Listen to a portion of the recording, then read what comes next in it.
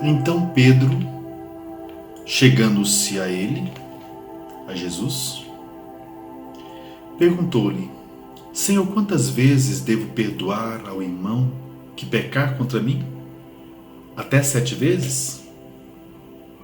Jesus respondeu-lhe: Não te digo até 7, mas até 77 vezes.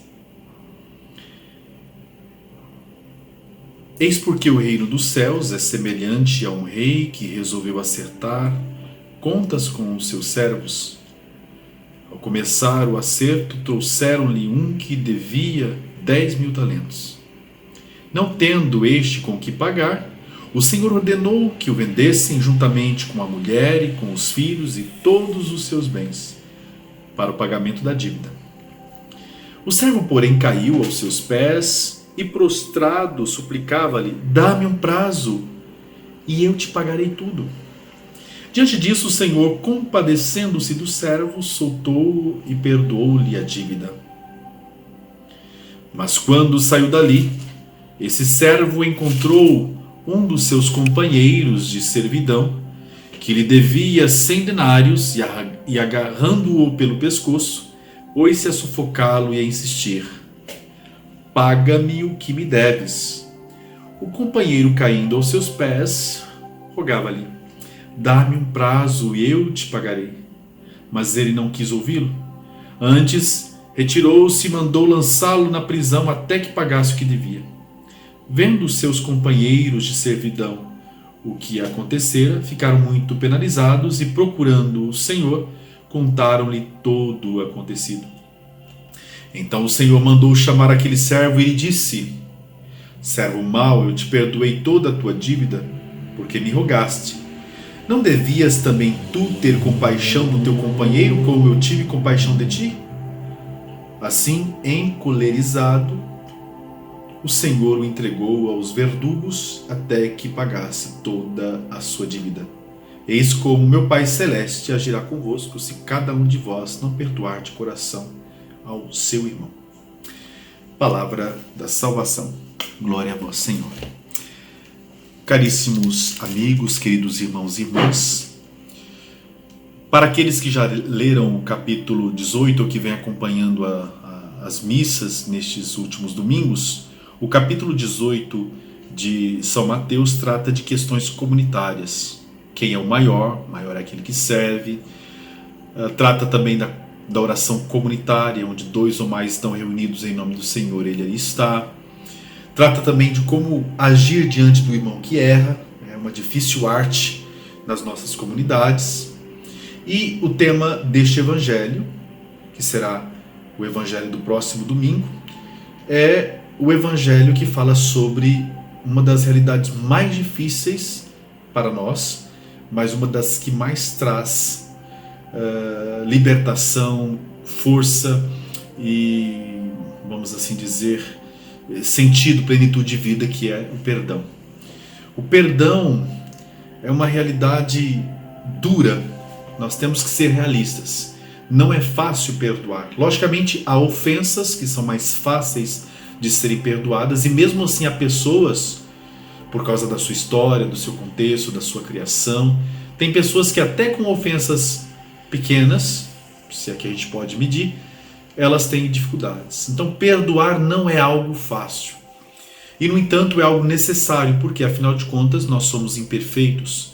Por mais que nos amemos uns aos outros, no contexto onde nós estamos, nós podemos falhar, porque somos imperfeitos, fraquejamos, nos contradizemos, temos as nossas ambiguidades, somos seres complexos, usando um termo de um filósofo chamado Edgar Morin.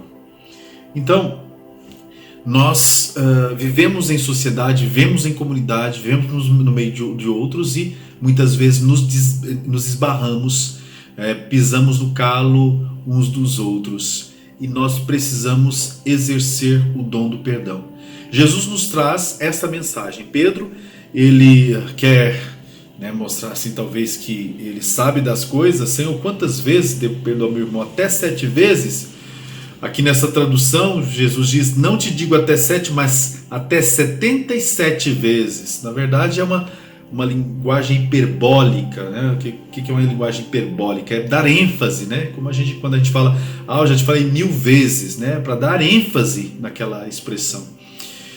Então, Jesus usa essa expressão para dizer sempre, sempre é preciso perdoar. E depois ele conta essa parábola, que eu creio todos vocês, ou se não a maioria conhece, deste rei que vai acertar as contas com um servo que lhe deve uma fortuna. Este não tem com o que pagar. Quando o rei decide que vai entregá-lo e a sua família e vendê-los para que a dívida seja paga, ele pede, ele implora perdão das suas faltas, e o rei, compadecendo-se do servo, perdoa-lhe toda a dívida. Ora, este mesmo servo que foi perdoado, lembre-se que é uma parábola, é uma narrativa, não é algo literal, não deve ser levado como um acontecimento histórico, mas é um gênero literário parabólico. Este servo então sai da presença do rei e encontra um colega que trabalha com ele, que está na mesma situação que ele e que lhe deve também, mas ao contrário do que ele devia ao rei, o seu colega lhe deve apenas 100 denários, ou seja, lhe deve uma mixarinha em relação àquilo que ele devia ao rei. E ele então já chama atenção, quer que o seu colega pague a sua dívida. E ele também faz a mesma coisa, implora e pede perdão, e ele não quer saber, ele coloca na prisão o seu colega para que ele pague até o último centavo. Ora, os seus outros colegas vêm, logicamente levam ao rei, porque sentem que ali está acontecendo uma injustiça. E ao saber disso, então o rei se encoleriza e manda então prendê-lo. E aí Jesus conclui dizendo que assim vosso Pai Celeste fará com vocês, se vocês não perdoarem também os erros, as falhas, se vocês não se perdoarem mutuamente.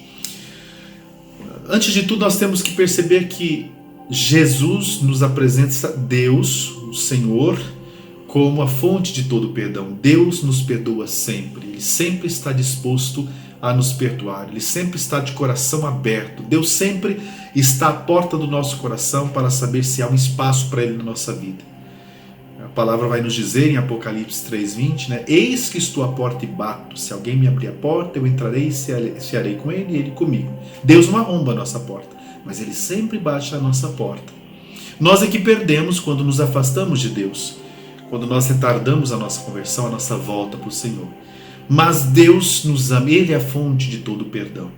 E Ele nos perdoa. Frequentemente nós pedimos perdão ao Senhor das nossas faltas, que muitas vezes são grandes. Nós pedimos compaixão e misericórdia de Deus, mas não somos capazes de exercer a mesma compaixão, a mesma misericórdia para com aqueles que estão ali ao nosso redor. Então, ficarmos atentos, porque é injusto nós queremos que Deus perdoe as nossas inúmeras dívidas, quando nós, às vezes, nas pequenas coisas não conseguimos perdoar. Mas sejamos realistas, há ofensas, como eu dizia no início dessa reflexão, que são muito grandes. Eu diria, para resumir, o Evangelho de hoje, é uma mensagem que eu deixo, que aliás também reflito no meu livro que eu escrevi, 5 Pedras para Não Tropeçar, Pistas para se viver a vida com sabor. Eu digo que o perdão tem 3 movimentos. Primeiro, o perdão que nós devemos dar é a nós mesmos. O que significa isso? Às vezes, nós cometemos erros dos quais nós nos lamentamos, dos quais nós nos arrependemos, mas por orgulho nós como que não admitimos que erramos e guardamos aquela mágoa de nós mesmos no nosso coração.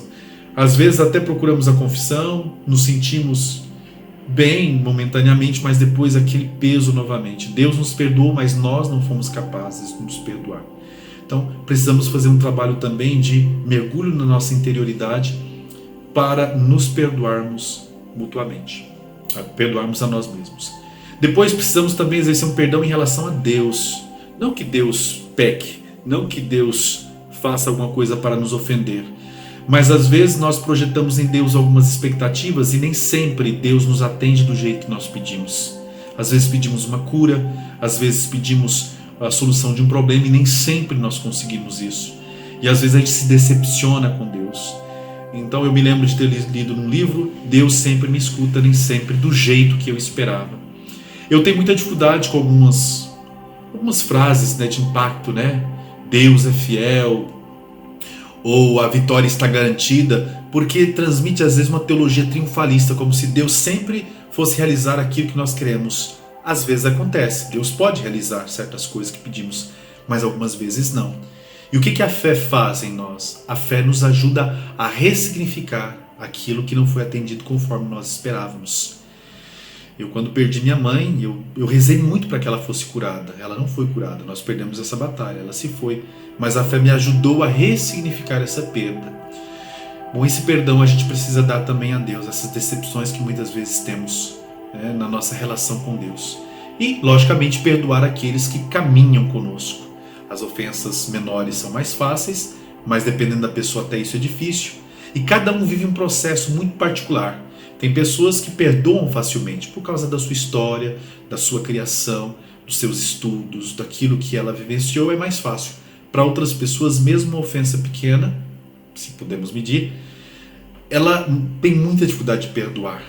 Então cada um tem o seu processo. O importante é estar nesse caminho, contando sempre com a graça de Deus, que é a fonte de todo perdão. É decidir perdoar. Perdoar não é esquecer, não é ter amnésia, a gente se lembra. Perdoar é não deixar que aquela ofensa condicione a nossa vida, que ela de alguma forma nos aprisione no mundo da mágoa, que não nos deixa viver. Perdoar não significa ser conivente com uma injustiça. Por exemplo, pensemos na violência contra a mulher. Tem pessoas que pregam isso, né? Que você se casou, você tem que ficar com seu marido mesmo ele te bater. Não, não existe, tem a sua dignidade de mulher. Você pode até perdoar aquele que foi, né, violento, mas você não vai submeter a esse tipo de coisa. É preciso colocar limites. O perdão, muitas vezes, ele vai ajudar com que uma reconciliação torne as pessoas ainda mais próximas. Quando eu era adolescente, tive uma discussão muito feia com meu pai, porque eu desobedeci, mas eu vi que eu estava errado, a gente se chorou, a gente se perdoou e nós nos tornamos mais próximos. Há alguns perdões que vão acontecer, mas que não obrigatoriamente vão nos aproximar mais. Nem sempre, talvez, aquela relação vai ser a mesma como era antes, mas pelo menos nós não vamos deixar que a mágoa ela esteja ali no meio ou cresça na nossa relação. A gente vai ter uma relação de respeito, de ajuda mútua. Então, é um processo bastante complexo, mas, como eu disse, é importante que todos nós estejamos nesse caminho e contando sempre com a graça de Deus. Nesse sentido, nós vamos experimentar já um pouquinho do céu aqui agora, porque o céu é amor, o céu é perdão, o céu é compaixão, o céu é justiça, o céu é verdade, o céu é luz. Essa luz que nós queremos trazer dentro do nosso coração pelo perdão que nos damos mutuamente. Deus abençoe você e sua família.